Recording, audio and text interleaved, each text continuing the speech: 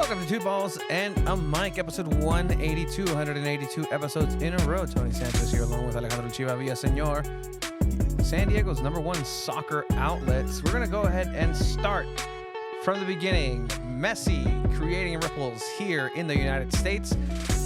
We've yet to talk about it a lot. We're going to go ahead and get into some MLS talk. Nations Leagues Cup happened between the Liga MX teams and some MLS teams.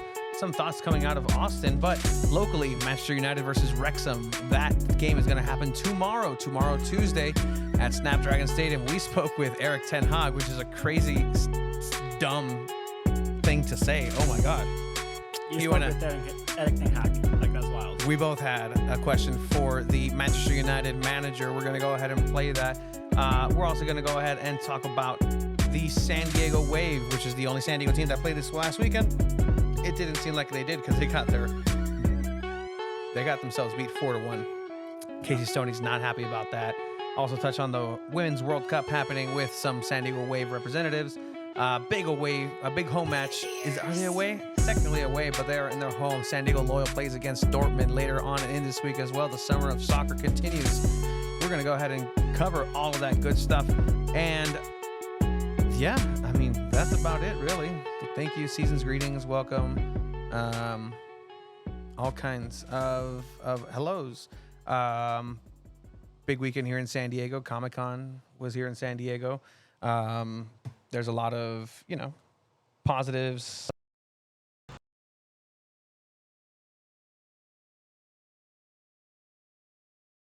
Works fine. Yeah, we need to buy new headphones. We've been saying we need to buy new headphones, and we're not really investing well. Better? No? Still no, but it's all good. We'll figure it out for everybody at home. As long as you can hear us, hear me, you messed it up. It was fine. It was absolutely fine to you. Stop touching it. That actually fixed it. Whatever you did, fix it actually at the end. Oh, okay. But all right, there's a lot of soccer to talk about as far as locally as far as the U.S. There was a lot of, just soccer activities and a lot of soccer activities and activations happening around town. So on Friday, there was 3 big games. There was the San Diego Wave Challenge Cup up in Portland against Thorns. We'll get to that in a bit. 4-1, they lost. But they are missing a lot of players that played on Friday as well. The Women's World Cup happening over in New Zealand, Australia. It's cool to see Jackie from Women Kickballs over there, another just independent source, making it all the way over there, getting some coverage for the Women's World Cup. So check her out, Women Kickballs. But also it was the game of Messi debuting in the ¿Cómo se llama esa madre? The MLS Leagues Cup. Leagues Cup. All right, so Leagues Cup is probably the greatest thing that okay. the U.S. has had in sports ever. What do you mean? Messi debuting in the U.S. Okay, yeah. That's literally the biggest thing that's happened in sports here in America. So the first team that got the honor of playing against Messi here in the U.S. is El Cruz Azul. La máquina poderosa. La Liga MX. La máquina. It's funny because Antuna ended up scoring in that game. And anyone that doesn't know about Uriel Antuna, this player was in the Manchester City Academy. Chivas ended up buying him a couple years ago. Ended up not being the best player, super pacey. Somehow got called for the national team. Always gets a starting position with every coach, apparently. Chivas ended up selling him last season to Cruz Azul. He's been okay. But he ends up scoring in this game in front of Messi. And, it looked like it was going to be a tie. Messi ended up coming in at halftime. Not only that, it was also Sergio Busquets' debut. Let's not forget, right? That. So he's a beast. And I saw TikToks like, don't let Messi's debut ignore what Busquets did, and it's literally all through ball passes and passes directly to Messi. It's like they missed playing with each other.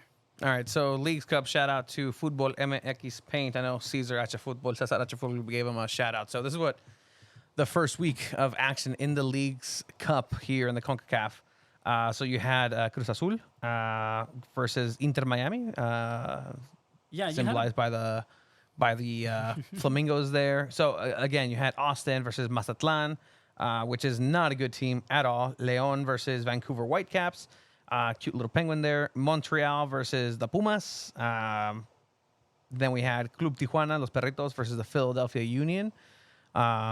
New York City FC versus Atlas, who had a very unfortunate set of events on their timeline. They literally quoted a Third Reich member. It's a left right hand. Yeah, to be it's exact.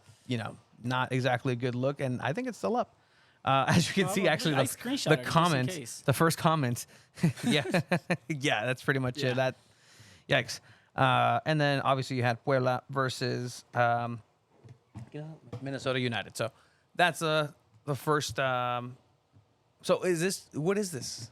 Is this a Conca Champions? Is it official? Like, who decides what this is? They just agreed, let's make some money. This is a tournament that had been in the Sup, works Esteban? for a couple seasons already, and it was announced and it's finally in the running where they just wanted more games between MLS and Liga MX. To my understanding, it's not a tournament where teams are actually sending like their starting lineup. Some They're not are sending their best. Some are. Oh, okay. But other teams are just not taking it as seriously as they want to focus on their respective leagues. It's essentially just kind of like a bragging right tournament. All right, let's give it a like, give it a go. The rules on it are very interesting though. So if you tie, you each get a point, and then you go straight to penalties, and then whoever wins the penalty rounds gets another point. There's only 3 teams in each group. It goes. There's so many groups. There's like East 1, East 2, or something like that. It's, on Google, it says Group A all the way to Group O. So it's literally all the teams. The first 2 spots of each group advance to the round of 32. And then from there, I'm pretty sure it's a single elimination, if I'm not mistaken. So this is all right. So all right. Let's see the history. Mexico, the MLS and the Liga MX has previously played in the North American Superliga. Okay, so there's the Superliga, which ran from 2007 to 2010. Both leagues also send clubs into the CONCACAF Champions League, which has been dominated by Mexican clubs, obviously, and the Campeones Cup, a single match played between the winner of the MLS Cup and the Campeón de Campeones, which is... Campeón de Campeones is whoever wins the Apertura against who wins the Clausura. Yeah, so Mexico has 2 tournaments in a year. Yeah. So winter and summer, essentially, whichever one of those beats each other, faces the winner. It's confused, MLS Cup, like follow, guys. Síganle, because we're going to have to learn this. MLS is on its way. The 2 leagues began playing in a binational 8-team competition, kind of like the Champions League, and provide Mexican clubs with matches to replace the Copa Libertadores. Okay, so Mexican teams are no longer allowed to play that's Copa been Libertadores. since It's been a while, so it's kind of, again, it's been a while, but last time it was So in March 2018, the Campeones Cup was promoted. As it was announced, so 2019 was the first time it was announced. All right, so and then COVID happened. Yeah. And then COVID happened, so now we're bringing it back up. All right, so this is Messi's debut. Let's kind of get to it. Obviously, if anything else, That was the big highlight of the whole show.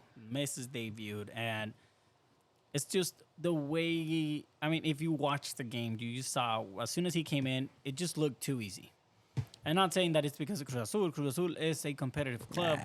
I mean, valen madre, right? But I think the level that Messi's at is nowhere where any of these players, both Liga MX or MLS, will ever reach, even at this age. Let's not forget, Messi's 34, going into 35, if not 35 already. Yeah. But he still can run circles around every freaking youngster in this league. Yeah, I mean, if you really want to see what Messi is going to be doing, for the most part in this league, is what he did in the 87th minute, where he was clear. Messi is in, the flag is down. Messi has Joseph there on the side, flag goes up. But again, it's whenever you're an opponent in Europe and you see this heading your way, we're showing Messi clear in front of everybody as a goalkeeper. Like, you're just praying at that point, let alone the goalkeeper for Cruz Azul. But again, as normally Messi's play would suggest is that, you know what, at the end of the day, he's going to go ahead and pass this down. Cutting it back to Joseph, who But taps it he in. takes that pass, and that's kind of what the right decision is. Delayed offside But he could have flag. scored that. Oh, for sure. Obviously, it was offsides. He's sure. way offsides, as you see right there. But that's the Messi that you're going to be seeing, and that's the Messi that we've never really seen in Europe. That's my argument when Alan was saying it's just like we haven't really seen this pass master Messi, because he is a pass master. He's just usually scoring goals at the end of great passes. But the thing is, we have seen those great passes. But now he's going to go ahead and do it full time. Like, he's just walking as he doesn't so need to do the burst. do you think he's gonna assist more than score? Probably. Really? Probably. Okay. Why not? Like, if, again, you're going to be tripled covered because you're Messi, I but mean, you could he- still he get the pass didn't off. assist here. He did. He just happened to be offsides. But I think obviously, what was going to his- happen was his going to happen. set pieces are gonna be too easy compared to the goalkeeper talent in Europe. Wait, deja goalkeeper talent. Los indios que están aquí en la barrera, vato. Is like Chaparrito. he's used to Tall Van motherfuckers. Dyke. Yeah. He's used to Sergio Ramos. He's used to, I don't know, like these towers of people, and he scores them easily. You know, you got Melvin Brown Jr. over here. You got, you know, just Y el Antuna this, it's acostado atrás de la it's barrera. not a good look. Like, again, once this happened, I was like, okay, all right, Like, it's gonna happen. yeah. It's gonna happen, and guess what? Messi! Like, Could it have been any at this point, you just wonder, Scripted. like, how great is he that this has to go this way? Bato, Obviously- this obviously made the David story- Beckham Yeah. cry. Obviously, the story of Lionel Cry. Messi, right? Throughout his career, there has been some sad parts. When's the last time he won a Champions League, right? It's been a long time. He's Hey. never going to win a Champions League again. You don't know that. He's retiring. Inter's here. pretty good now with Messi, so watch out. I mean, he could They- win a they Conca might- Champions, Oh, but obviously he's damn, had the his first player to win a Conca Champions and a Champions League. that would, yeah, that would just be that would be the cherry on the top, right? They're gonna special invite Messi to La Libertadores and Inter Miami, Oh, I can definitely see that. and then he wins it. The thing is, that's very much, it's an interesting fact that you say that, right? Because I can see leagues doing that. I can see the Conmebol doing that. It's like, hey, like, ya tenemos equipos argentinos. Just invite Messi and Inter Miami, or let CONCACAF have teams again. Have 2 teams from Liga MX, 2 teams from MLS. One of them has to be Inter Miami. The other one has to be Chivas or America, one of the big ones that draws a crowd anywhere. That's just business. And sadly, we all know what this soccer business is. Like, it's legit just about making money at the end for a lot of these leagues and federations. Unfortunately, that's kind of what it goes down to, and you know what? It's crazy just because we're seeing this talent firsthand. And you know, I was having a very interesting conversation with somebody, a very powerful person here in San Diego soccer. Not gloating, it's just having a good conversation. For sure. But Was it what you're They were You're a saying very with- powerful person here. they were saying that if the MLS and they really wanted to help soccer here in the States, you don't go for Messi, you go for Mbappe. Like, if you really want to, if you really want to compete as a league and say that your reputation is not just a retirement league, That's impossible, though. is it? It is. Is it? It's just Look at based the on money that you talent, just though. threw out at Messi. Just like the collective. Look, PSG's San asking Diego for is the 300 one million that's for Mbappe. you get 200 million money back, cash back from what San Diego played. San Diego paid for Lionel Messi to play in Inter Miami. Let's just get that straight. Yeah, They were no, waiting yeah, for they that were. the wire They to were. transfer. $500 million is into the league, gets refunneled into Messi coming into Inter Miami. Now he brings all his friends over, and oh my God, the MLS is great. But what would it take, right, for players of that caliber, barely gonna reach their prime? You're talking about the best in the world, to be willing to come to the MLS. What's it going to take? I mean, it's taking money over at Saudi Arabia. Do you really think he's gonna go to Saudi Arabia for Mbappe? 1 year? No, but there's still really good talent in Saudi Arabia now. Yeah, and you know what? It is talent that is not coming to the MLS, right? It's players that are in their 27, 28, 29 years old. Same who thing would are happen with still China. competitive. Like that big exodus. Again, Oscar It is wasn't still. as big of names. And obviously, Cristiano Ronaldo saying, oh, that's all due to me. Obviously, it's not. It's the money talking that they're throwing at these players. But I don't know if that would ever happen, though, when it comes to the MLS. I mean, I see where that point is going. Yeah, if you really want to grow the game here, you would bring those talent in their primes. But boys. But I don't see that happening anytime soon. I really don't. I mean, it's really interesting. It's a good conversation. If you guys If ever you- want to join the conversation, you can always call our phone number. Absolutely. We have a phone number. Let me get it up and running once again. Like, Yeah. who, when it comes to San Diego FC, that's the name right now, right? MLS San Diego. Call in. You know they're going to, Yeah. you know they're going to bring a big name star. Same style as Messi. Obviously not Messi, but they're going to bring a talent like that. A player in their 30s who had a great career, who's on their last legs. Exactly. Had a great career. And that's what the league is. But who do you think essentially they would be bringing in 2025? I don't know, man. Who's at that age? This is where not it's going to like, be. hey, like, bring This is player what in? San Diego wants to change in the conversations and talking with the MLS group. They want to bring Is that they want to youngsters. bring youngsters. They want to win. They want to prove that you can win the league with youngsters. Have that be the winning formula, where the rest Which of the I'm all MLS for. is like, oh my God, look, we can do it. Which We I'm don't all have to for. invest with Lionel Messi. Like, look, Zlatan Ibrahimovic came over and he lost his first couple games. Like, he wasn't a winning player with Galaxy when he came over. They didn't win a. Did he win a championship? No, I don't think so. No, they didn't. el amigo de London, el amigo de Joe Corona, like You know who did, though? who? Gareth Bale. Damn right he did. Now there's a player, right? There's a Champions League player. But yeah, no, it's interesting, that point. Obviously, other games in the League's Cup, though, just transitioning. Obviously, the big highlight was Lionel Messi's winner against Cruz Azul to start up the League's Cup. Interesting results, obviously. Austin FC versus Mazatlan. Now, I just want to bring this one up because Austin FC is a good team that's competing, obviously, Yeah. Los Verdes. for the MLS Cup. You know, we have friends that live in Austin. We've been wanting to visit Austin. CJ Fodry. CJ Fodry's in the second team and was on the bench for this League's Cup match against Mazatlan as well. Oh yeah, boy. Didn't get to see minutes, but yeah, he was on the bench. Oh, that's awesome, boy. He ended up scoring again this past weekend Mm-hmm. for MLS 2. But they played Mazatlan. Mazatlan, who is the worst team in Liga MX. Literally the worst team. Literally last place, has been since pretty much they moved over to Mazatlan. Mazatlan used to be Morelia, who was it was a legendary club. A lot of people, I know you have friends that were fans of Morelia. Yeah, my grandpa is a Morelia fan. I was a Morelia fan. So Mazatlan is also known as Morelia Morado.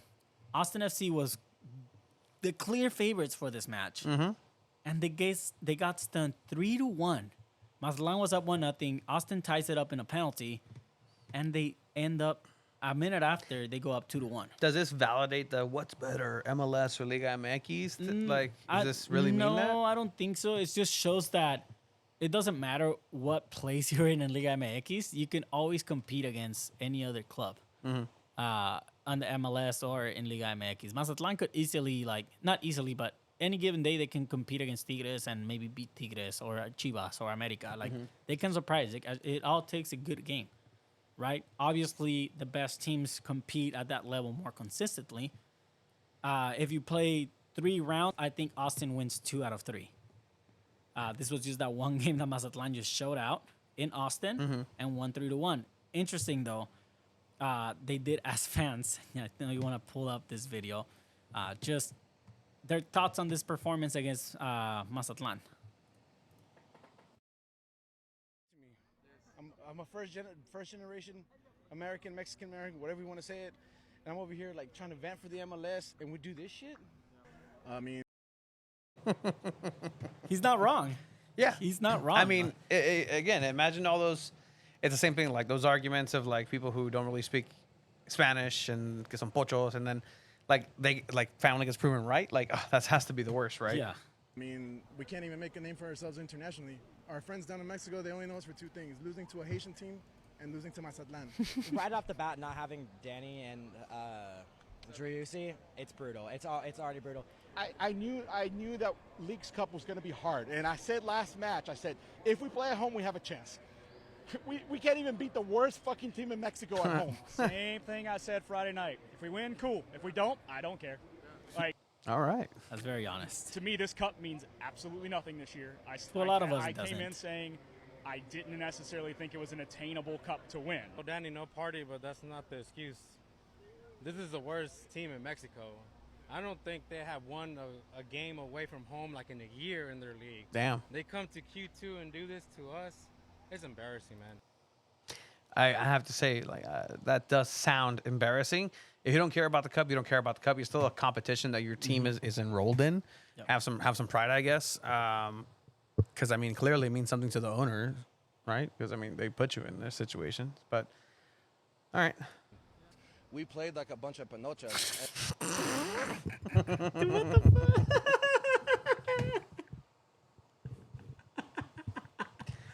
All right, Kyle. Where does he learn this? Oh, this guy. Oh, What that the was just. heck? It was the most unnatural, natural thing. We played like a bunch of panochas. And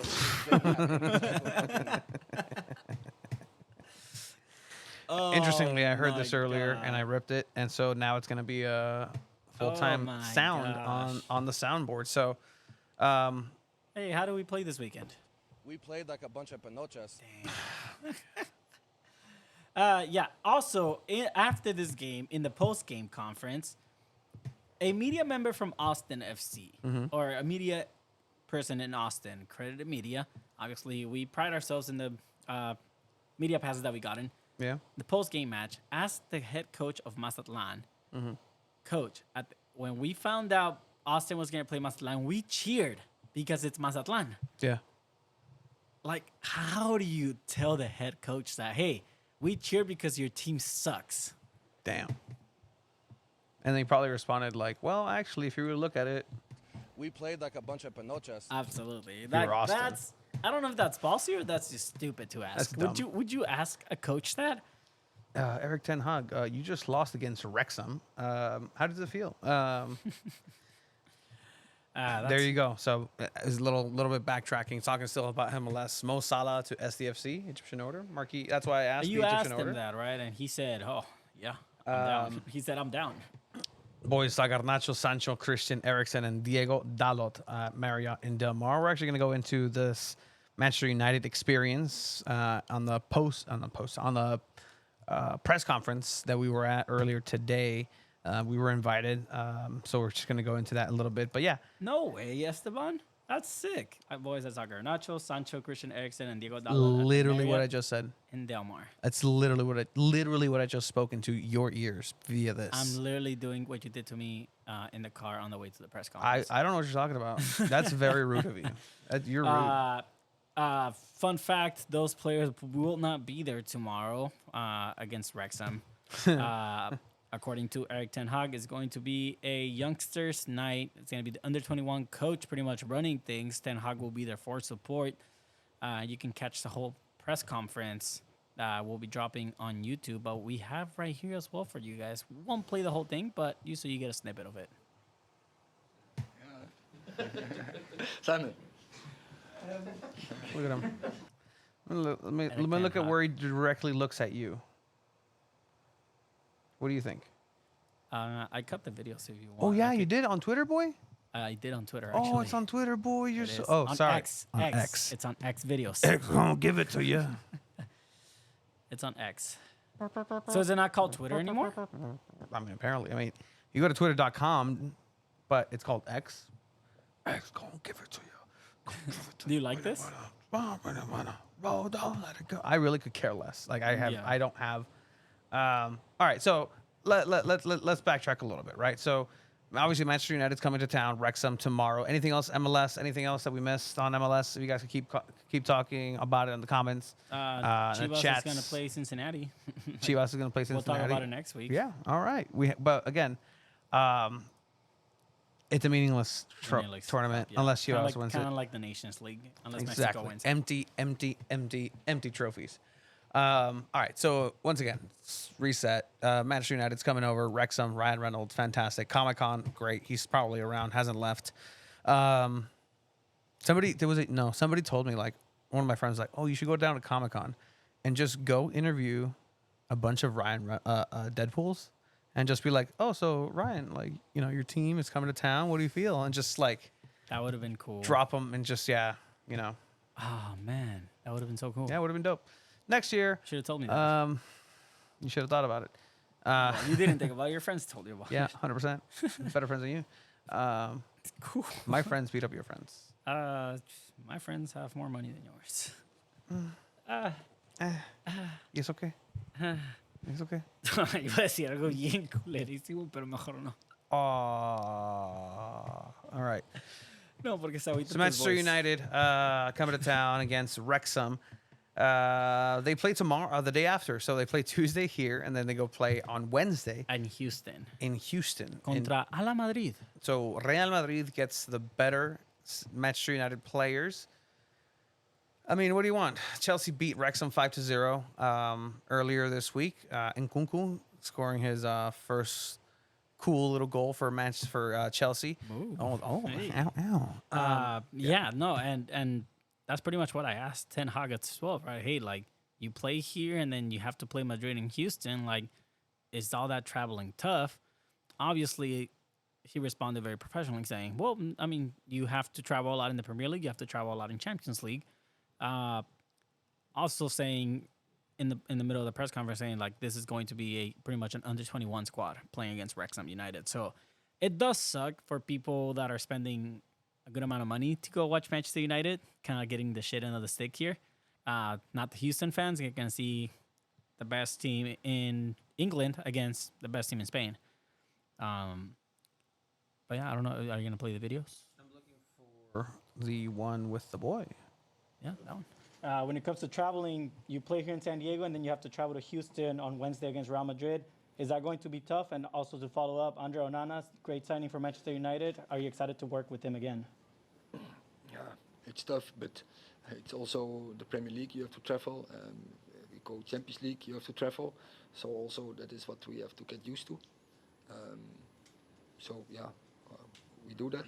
It's no problem, and we program that really well. So the preparation is top, and then the players are fit to play the game. And yeah, with Andre, of course, I'm happy he's here. And so we integrated really well in the team. So yeah, it's fantastic. He's there, and yeah, everyone is really happy in the club. When it comes to traveling. But then you asked another question as well. So we both got to talk to Erik. It was really, like, again, there was no setup on your part. You just went directly to it. Like, it was really an education because, interestingly enough, whenever it's anything San Diego soccer related, you're usually going to find the 4 or 5 at that. Just rat pack of individuals, including ourselves, just covering the game here in San Diego. So we all know who they are. Shout out to them, the boys. But this one had one of the boys in there. Another San Diego local personality, D. Smith, the boy, was there also, shouting us out. But there was a lot of international media, a lot of accents in the room, a lot of people in the room with a lot of questions. So this is, again, an education on, like, how everybody comes in, how everybody's gonna, people know each other. There's reporters that travel with the team. There's reporters that cover through ESPN. There's local guys. There's us, KUSI, send the guy. But Sky News was there. Sky News was there. Yeah, I mean, the boys were there. Like, but it was a bunch of different people that we'd never seen before, and they ask questions differently. Like, it's a different some vibe. of them still ask some questions that you're like, oh, well, but at the end of the day, a lot of them do know what they're talking about as well. Yeah. Yeah, exactly. Like they're talking about the game. You can very much tell, not necessarily us, but like when somebody asked about anything that didn't necessarily know about the game, and it's mostly like, hey, how are you liking San Diego? And Erik Ten Hag was like, oh, honestly, it's just I haven't been here. I haven't been able to go anywhere. Let me get here. Like, I just don't have time. But essentially, like, a lot of educated people, a lot of people just going for it. Like, there's not, like, usually it's this. Like, and I quickly learned that usually at, like, press conferences with Casey Stoney or somebody anywhere here, you know, little hand raise. Hello, I'm here. How? Etiquette seemed to be a little bit different. I caught on to it. It's one finger up. One finger up. One finger up. Yeah, Sir? that's pretty much. And then the handler next to him just giving me the nod and giving you the nod. You asked at the beginning of it. I asked towards the end. People kept asking your same question, even online. Somebody asked the same question, the same question. Ten Hag was even like, I just answered that question. Like, I just explained. But okay, here we go. But then it was my turn to ask the question to rival manager Erik Ten Hag. Obviously, with Bruno Fernandes now coming back with the captaincy, what are the added expectations of such a top player, knowing his qualities, and what are the expectations for that midfield overall? Obviously, adding Mason Mount as well. Lifetime blue, Mason Mount, by the way. Erik? Yeah, captain is not only wearing the band, but also make sure that the team keep connected. That we have the right spirit, that we have the right winning attitude. So you need to be inspirational skills. You need to have the authority. Also, you need game understanding to transfer the rules and the principles from the manager into the team. So also your communication. So you need a lot of skills. But also a captain can't do it on his own. And last week, I explained how I see a team, and you need more leaders. And luckily, in this squad, we have more leaders who not only they will support, but they will also play their role and to send the team in the right direction. Thank you, Erik. Erik. It's my boy Erik Ten Hag. With a K. In a lowercase t for 10, actually. You know that? Okay. Lowercase t. Gotcha. Remember next time. Next time we get to talk to him. Yeah, tomorrow. Tomorrow. But again, that's really cool just to be in the room with world football, world soccer. What are you most excited about this match tomorrow? Let's see. I think that a score prediction for tomorrow? Man U wins 3-1. 3-1? Okay. It's down to 21. I want to meet Ben Foster because that's one level away from the sidemen. Makes sense. And KSI. And I know as soon as I link up with him and lure in Logan Paul for no other reason that Logan Paul is an active WWE superstar, it's my foot into the WWE.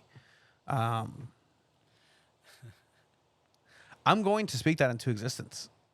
You were credentialed for the Gold Cup final. We're credentialed for Manchester United. We just spoke to Erik Ten Hag.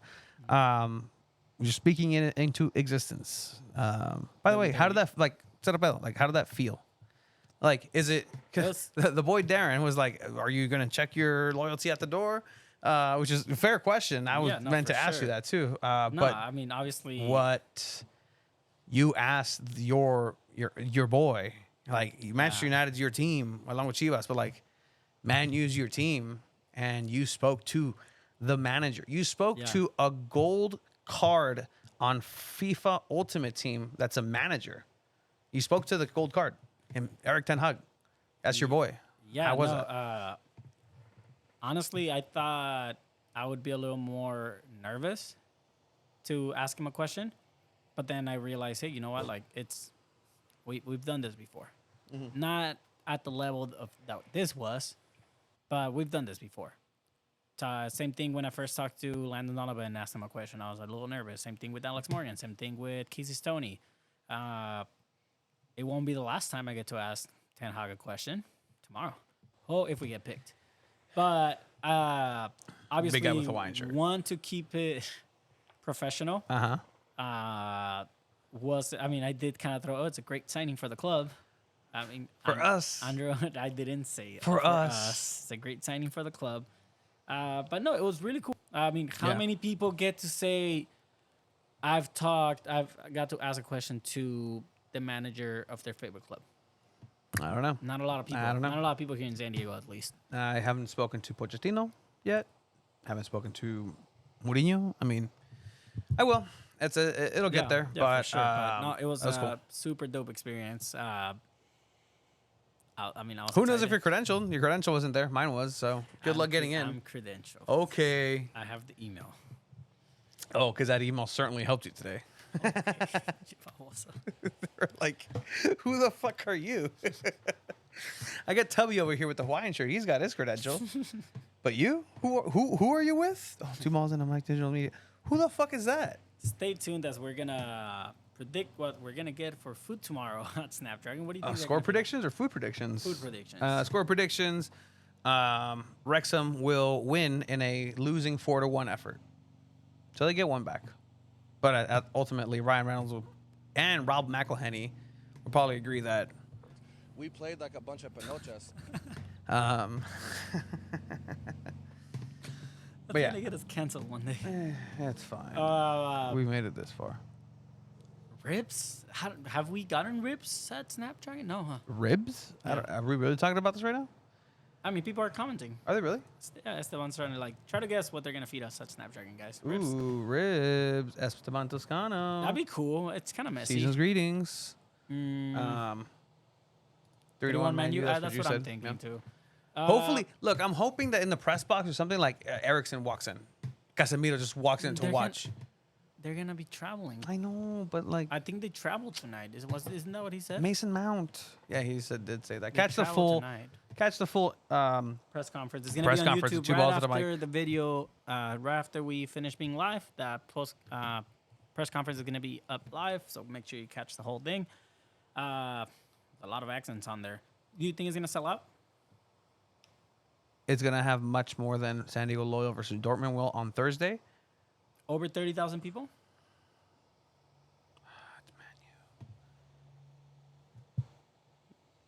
You know what's crazy though? People are gonna be so mad when they see that Rashford's Guys, there. if you're listening 2 balls at a mic, Like, you just can be mad, but like understand now that you know. it's gonna be the under 21s. Just know temper that. expectations. Just know that if you're expecting to see Rashford, Bruno Fernandes, you most likely won't. Garnacho, maybe. Doubt it. You probably see Amad Diallo, maybe. Harry Maguire. Maybe. I don't know. Who knows? Who knows? Damn. Might not even get to see Maguire. I think we'll see Martial. Yeah, he might get some minutes. He's not. He trained. He did say he trained today, but he's not 100%. So he might get some minutes against Wrexham. I can see that happening. If he trained here, he's gonna be there. So that's the thing. So we'll get to see Martial. Said people are saying never mind 2-1 after saying that. Now they don't feed us like. Oh, someone said taco bar. All right. That'd be cool. There's a variation of that. That'd be cool. Yeah. 3-0 United win. Never mind 2-1. Yeah, United still still win. win. I mean, it's gonna be a good time out there. Like the fact For that sure. the name Manchester United is gonna be here in San Diego against whoever it is. Again, on my checklist of people I need to meet and say hi to and introduce myself to, Ben Foster, goalkeeper for Wrexham. By the way, I, as a true soccer knowledge person, haven't watched the Wrexham show. Me neither. Guess who else hasn't watched the Wrexham show? Eric Ten Hag. Eric Ten Hag. Somebody asked him like, have you watched the? Have you what? And Darren Smith. Yeah, and he was like, oh, have you watched the Wrexham Wrexham? documentary.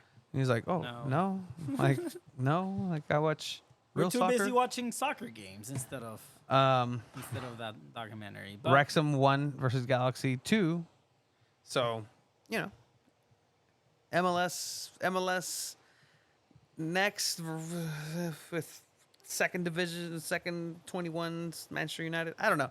It'll be a good turnout. Like fun. it'll be fun. It'll be It's a interesting. good It's a soccer week. Tuesday. Thursday we're gonna get to see Loyal against Dortmund. So okay, let's again. It's gonna be a summer of Snapdragon. Summer Snapdragon continues because, like you said, yes, that is correct. This Thursday, San Diego Loyal didn't play because they have this important match. They told the USL. they told Toss. yeah, the USL, and they told Switchbacks, hey, not so fast. We got the yellow bellies coming in as they have landed in San Diego. No, it's cool. I'm gonna get to see Sabitzer, ex-United player. So that was gonna be my question to Ten Hag. Was like, hey, Marcel Sabitzer, right now you literally said no to, and Dortmund picked him up. Like, did you guys just drop him off in San Diego and say, all right, first dibs, and Dortmund was just there? He actually did play with Bayern Munich in their first friendlies before Yes. he signed for Dortmund and scored 2 goals. But yeah, no, it's a good signing for Borussia Dortmund. They needed a midfielder after Jude Bellingham going to Real Madrid, so it's a good signing for them to have. But yeah, Dortmund have landed in the United States, and they are going to be facing San Diego Loyal this Thursday. There's probably still tickets. Yeah, let's check it out. Yeah, look, there's a bunch of tickets. How much are they? They are gonna be $45 each. What's this? Oh man, you know what's 29. crazy? Dortmund play United Amy Winehouse? on Sunday, Uh-huh. July 30th. That's gonna be Savitz's revenge game already. Ooh. But yeah, so San Diego Loyal versus Borussia Dortmund, Snapdragon. I think you'll see better quality players in Dortmund. for Dortmund Oh, that yeah. you're going to see for Manchester United. 100%. Whether that's, Giorena, who's injured. Dortmund is bringing their main team because it is their preseason tournament. So you're gonna see talents like Royce, Adeyemi. I want to Matt see Marco Hummels. Royce. Yeah, I want to be able to talk to him in the mix zone if there's a mix zone for that game. But it's gonna be Trying to find a it real good quick. game for sure. I think Dortmund will absolutely destroy San Diego Loyal. I think it's gonna be like a 5-1 game maybe. I'm gonna give San Diego Loyal benefit of the doubt that they score a goal off a penalty kick or Wait, hold on. something. It's 5-1, they lose? Yeah. All right, score prediction, guys. What is the Thursday score prediction between Dortmund and San Diego Loyal? San Diego Loyal, that I will say, is in form. But then again, you have this yellow giant here coming over. This German fella. July 27th, we play in San Diego against San Diego Loyal. Experience before be live in the USA and get your tickets now. On July 27th, we play in San Diego against San Diego Loyal. Get your July tickets. 27. Get your tickets. Be out there. But yeah, summer in Snapdragon. Cool thing is the games are later in the day, so it's gonna be nighttime, so it's not gonna be hot. But yeah. But Haven't that's watched gonna be Ted exciting. Lasso or Wrexham show. A real savant of soccer. I take it. 4-2 says Esteban Toscano. Doesn't really say. Okay, BVB wins. Okay, making it clear. 28-3. All right. It's a football match. It's a football match. Got it. That'd be fun. I want Loyal to score at least 1 or 2. Oh, watch this be the time Camden Riley scores. That'd be cool. 4-1. That would be really Miri Gazumi. I guess it's a Experience before be live in the USA and get your tickets now. Get your tickets now. Well, you know what? It's a good way to segue into the other San Diego team that did play this weekend, San Diego Wave. Not that it was a great game. They did play Challenge Cup on Friday against Portland Thorns.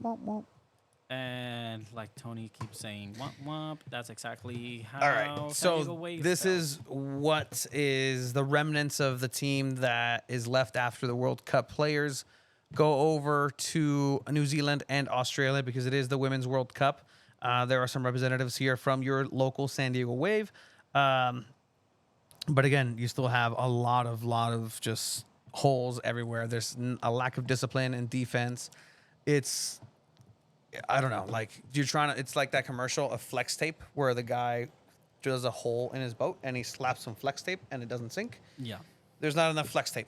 They've ran out of flex tape. Casey Stoney needs more flex tape to fix this team right now because it's not looking good. Korniak, I guess, is the best along with Shaw. Yeah, well, I The mean, two best players on the team right now. you start Giannis again, who has shown to make very crucial mistakes when it comes to playing with their feet, giving the ball away, taking too much time to clear it out, not making those decisions quick enough. That backline is very, very, very interesting. You have Chai Cortez, who they end up getting as a player for replacement to add more depth in the defense, left back position. You pretty much have Sierra Engie playing as a center back along with Kylie Rio in this game, and Westphal back in the starting lineup as a right back. Then you have Bill Breedy, Colaprico in the midfield, Rachel Hill, Taylor Korniak, Turnbow. Rachel Hill is your captain for this game. So shout out getting a captaincy on that one. But again, whenever She's a veteran player in the NWSL, but to the point where you have to rely on a player that you brought in this season to be your captain, that's alarming. So it's alarming whenever San Diego Wave get the ball behind. This play has been developing here in the background, and yeah, it just starts as you would think with Yanez on the ball at her feet, but it just doesn't end up being anything on the offensive end. Portland take advantage of that one. Boom, 1-0 in the 10 minutes. This team doesn't create any offense, so literally any time that San Diego goes down is just the death sentence for the rest of the match. You're probably going to tie at best, if not just get another ass whooping. And that's exactly what ended up happening here in this match. It continued defensive mistakes over and over and over. I don't know how to solve this if I'm Casey Stoney without the proper players. Procrastinating Puma was saying right now, yeah, it's a depth thing. Portland had people at the World Cup as well. No excuses. Valid point.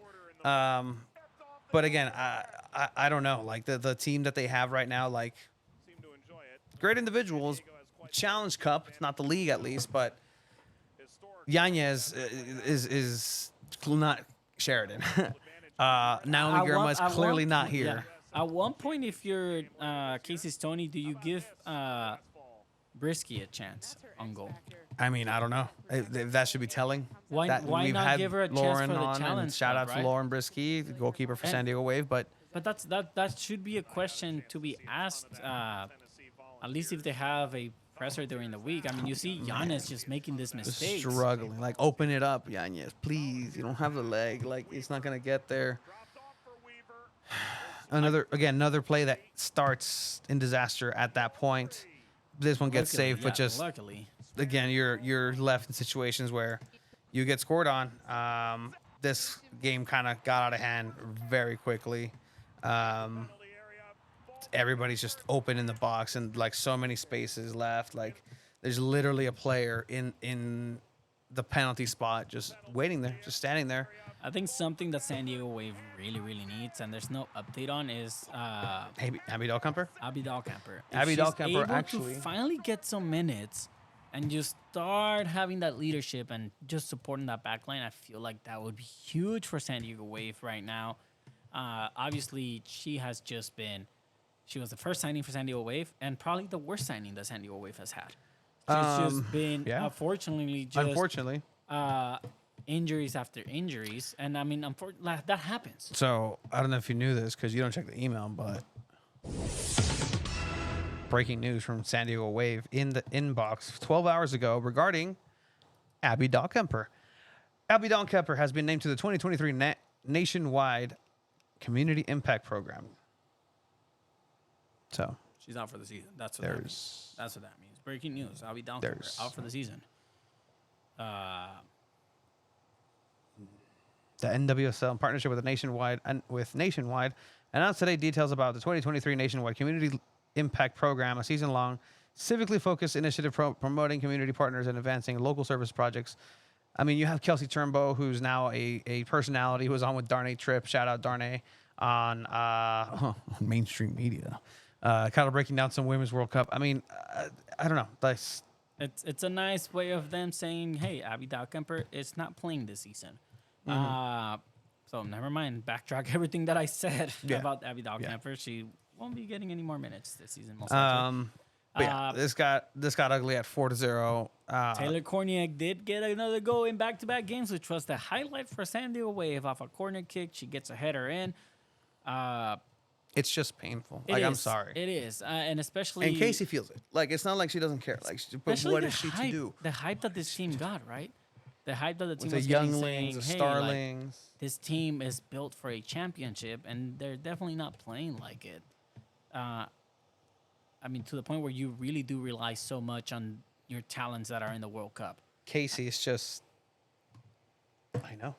Like, I mean, at this long point, exhale, Casey. At this point, you should be mad. You let Jakobsson go to Sweden to the World Cup, and she just benched the whole game. Yeah, she'll be used later, but yeah, I mean, one more game that she could have been used here. We'll talk about the nice. Women's World Cup after we finish talking about WAFE as well. Yeah, not good enough from us on lots of different levels. I think it's been a really disappointing night. It's an awakening night for us. The way we've played and performed, unforced errors, technical errors, defending of our box, not our standards and unacceptable.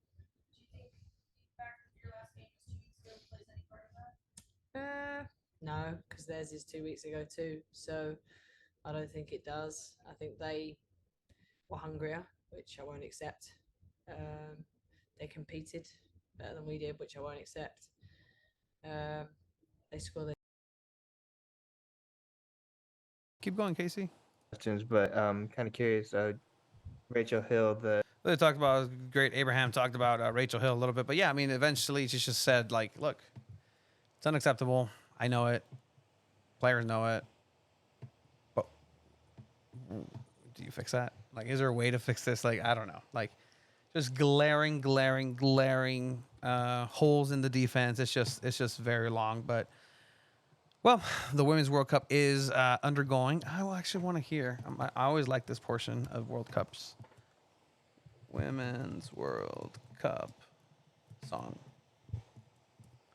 Dun dun dun dun. Remember the guitar one? The guitar one. Right now, currently, Colombia is beating South Korea 2-0 in the Women's World Cup. And also, 16-year-old Casey Fire came on for South Korea, making her the youngest player to ever play in a World Cup. Ooh. 16 years old. But again, the one that the team that most people care about is the U.S. Women's National Team. And Brazil. Yeah, hat trick, as you said. Very good there. But you're really starting to see kind of like really what are the teams that are going to make it to that next round. Let's see. Right now, so far, again, you have the strong regular teams that are usually in this just dominating because there is just a disparity in talent. Just like any other tournament, right? You start seeing that. I'm okay with all of the cookies. Thank you. Please. Let's see. So this is already here starting. The U.S. playing against Vietnam. Alex Morgan having her 50th assist. Beautiful assist, like world-class assist. The taquito, like no look. It was fantastic. But 3-0 against Vietnam. It's a team that you usually kind of play a little bit better against, and you score a little bit more. Sophia Smith just told the show, obviously, very talented, 22 years old. We've seen her play live as well. I mean, Alex Morgan had been put on Instagram like she's the real deal. Yeah. So this really tournament started here, New Zealand versus Norway, 1-0. Again, these times are wackadoodle because they are on the other side of the world. So it's kind of like Korea, Japan, Korea, Japan in 2002, where if you want to watch the games, you're going to have to wake up at 2 a.m., 3 a.m., 4 a.m. Yeah. Luckily, the women's national team played at 6 p.m., which is fortunate there. Australia winning against the Republic of Ireland. Nigeria versus Canada, full time there, 0-0. The Philippines, the first time the Philippines are represented in the Women's World Cup. First time the Ang Pilipina national anthem was played in a Women's World Cup. Unfortunately, they did lose against Switzerland, 2-0. Moving on, Spain, a favorite of the tournament. Spain has a very, very good team. Esta morra que juega en Barcelona. There's a couple players that play in Barcelona's women's team that are absolutely phenomenal at what they do. Super favorites in this game, and this one was crazy, right? 81% possession was for Spain. There was 46 shots, 12 on target for Spain. From what I understand, is like 22 corners compared to one. Yikes! Like, I think they were like minus 50,000. I think if you bet on them, like That means if you bet $1, you get like 0.000005 cents or some shit like that. So that was a 3-0 against Costa Rica, Spain. You'd think Sophia Smith with the U.S. gave Alex Morgan and Naomi Girma like, Portland beat San Diego Waves. She plays in Portland, Probably. I mean, your gals couldn't do it against my gals. So 3-0 against Vietnam there. And then we have Zambia, who gets defeated by Japan. Japan is a very good team. Team, word, emphasis there for Japan. England versus Haiti. Surprising surprise. It's because England has a very strong team. Currently, the European champions. Yeah. Winning 1-0 barely against Haiti. So that's one of those teams where usually you see a little bit more scoring. Haiti played really well. By the way, yes, we're watching these games. It's a World Cup. If you're not watching a World Cup, what are you doing?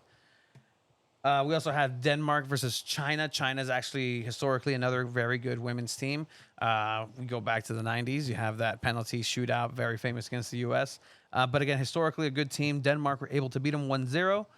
Sweden, again, you were talking about Sofia Jakobsson not playing in this match against South Africa. Sweden get that one. Netherlands. Yeah, they came back on that one too. They were down 1-0 and they managed to make a comeback in the 90th minute as a winner. Obviously, 3 points is huge in the first game of the World Cup for you. But then after that, we also had Netherlands against Portugal. Two teams are in the group for the United States. Netherlands, pretty much a rematch of the last World Cup final against the United States, right? They beat Portugal 1-0. They're a very strong team. And that's essentially who the U.S. will be facing next. But keep an eye on Netherlands because they are still a strong team. France couldn't do it against Jamaica, which is surprising, especially Jamaica ended up getting a red card in the 92nd minute. But, I mean, what can you expect from France? I mean, you have the men's team who just won the last World Cup. But a lot of talent there. It's a lot of talent that needs to, if you're on the big stage, you expect that talent to come out. Again, Jamaica played really well. And you're getting this influx of talent and team play where usually that's what takes that next step, because the Women's World Cup, that the U.S. Women's National Team, it had that talent, but they also played really, really, really well as a team. And I think this team, this iteration of the national team in this World Cup, needs to get a little bit more up to speed with that. I think Morgan's playing a little bit different than she does with Wave. She knows that her role is kind of like taking that mark off, getting those passes through, and then Sophia or Trinity Rodman can go ahead and score those. Like, she doesn't have a problem with that at all. Remember when you didn't believe me that she was Dennis Rodman's daughter? Yeah, it was crazy. I mean, it's insane. And it was... So you Remember, really see the like, size "What? No." of like Trinity Rodman's so tall compared to the Vietnamese players. There was a play where she was hunting them down, and just like it was amazing. Like, just the size disparity there.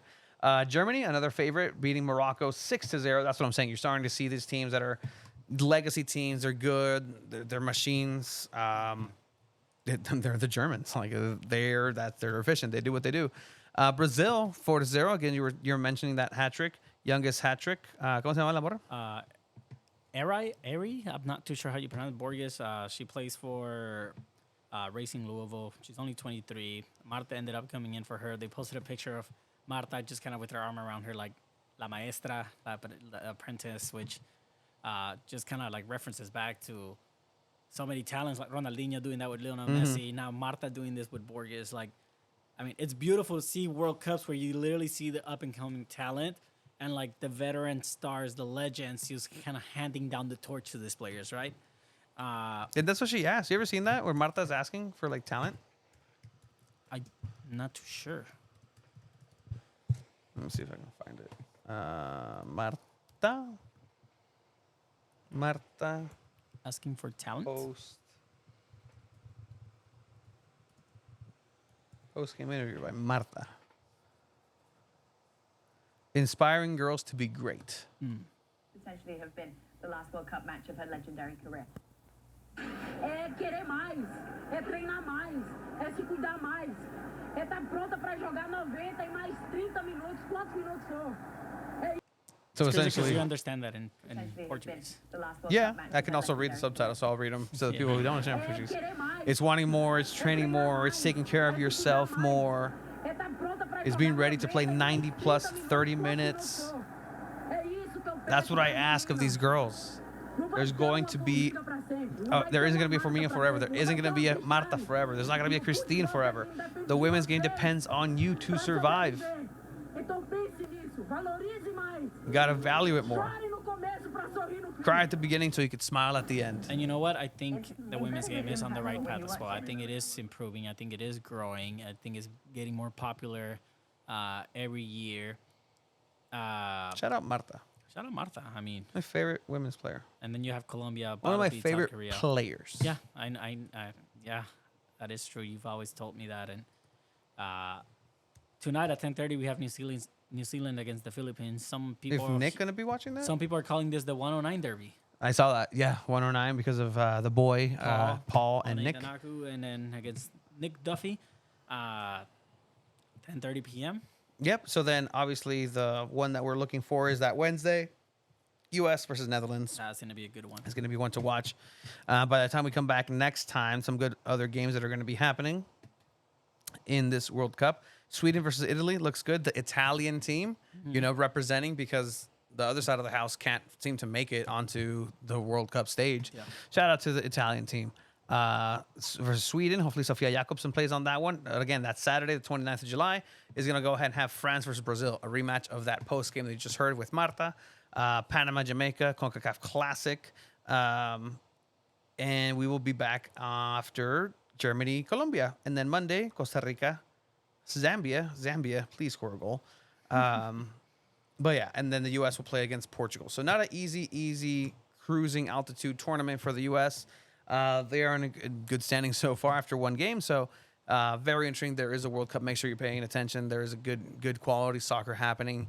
You might have to wake up a little bit earlier, catch it on the replay, but it's really good stuff happening. Local San Diego talent is in there. Hopefully me official will get in there sometime. Maybe Christina Birkenroad next one. There's also a San Diego talent from Ireland, right? Yes. That's representing. Yes. Can't remember her name, but there is someone from Ireland that is from San Diego as well representing. And that's why we're here. That's why we're here. We want to put San Diego on the map. We're out here trying every day. 100%. But yeah, with that said, tomorrow should be a fun day. We're going to go ahead and be out and about with everybody at the Wrexham Manchester United game. Wrexham is about to show Manchester United what it really means to be a British team of history. Yeah, that is true. Let's check really quick what the chat is saying. Any chance for a Challenge Cup run is dead. Yeah, 100% for the San Diego Wave. Great individuals and underperforming teams seems like a Padres like. It's 100%. I mean, the Padres at least have their stars playing. They're just not performing. Do you think Wave rely on Alex too much? I don't think they rely on Alex too much. I think they rely on Naomi Girma a little too much and Kaylin Sheridan. Those two. Because on offense, even with Alex Morgan playing, you're not really generating a lot of offensive play. Like, she's not really at the end of those plays unless Korniak is kind of connecting with her. Right now, you need Morgan to be there for you so she can take that mark off. It's kind of like what she's doing in the national team right now. Before Alex left, she was having a really good connection with Jaden Shaw, where they were both the players consistently getting on the scoring sheet, and it was constantly them assisting each other. So I do think they do rely a little too much on Alex as well, because she does every play just essentially goes through her. Mm-hmm. But at the end of the day, if you have her in your team, you have to rely on that talent. Yeah. So that's what it's there for. Yeah. Unfortunately, when that talent's not there, you're going to struggle. And this is a league where, you know what, that talent, whenever it's on, and it can pay dividends, and it can get you some victories and get you some 3 points here and there. But it's a difficult league. Yeah, there's 12 teams, and you see a lot of the same teams, so you know how to play and neutralize them. But yeah, I mean, I think you're right, Puma. Like, yeah, it's a team that's centered around having holes in the roster and hoping to be bailed out by high talent. So I think that's another Melanie Barcena situation where her high talent is just, we want it to be there, but it's just not there yet. She needs that supporting cast, Alex being the main example of such high talent. High-end talent, absolutely. Are we going to be at the Loyal Dortmund game? Yes, Absolutely. So we're waiting on the approval, but yeah, hopefully. That's true. No, 100%. We haven't been approved. That is true. I don't think anybody has, but that is fine. I think they are preoccupied with the Wrexham Man U game right now. It's the same kind of people. But we hope to be there. And if you are out there as well, that's awesome. Hopefully at the end of the day, San Diego Loyal doesn't play like like that. But again, it's really fun. You got to interview or talk and be in the press conference of your manager for your favorite team. That's really cool. I mean, check. Bucket lists are getting checked. We're getting some credentials from really cool places. Want to go travel maybe here and there, make some connections. My goal is to get a connection for Manchester United so you can go to Old Trafford and maybe cover the team at Old Trafford. So a lot of money, but yeah. We'll see what the future brings us. Thank you for everybody. Check out sandiego.futbol. That's the home base of everything San Diego soccer. That is our website, San Diego. Yeah, it's literally sandiego.futbol. So check that out. Check us out on Twitter, Instagram, and X, Threads, Twitter, Instagram, YouTube at 2 balls and a mic, 2 BALLS and a mic. That's what it says on our credentials. 2 balls and a mic digital media. Shout out to the boys, to the lads that have been here. Jeffrey Abramovitz, you're the best. Esteban, gracias. Midori Kasumi. Arigatou gozaimasu. Everyone have a good night. See you out there tomorrow or Thursday for one of the games. Have a good night.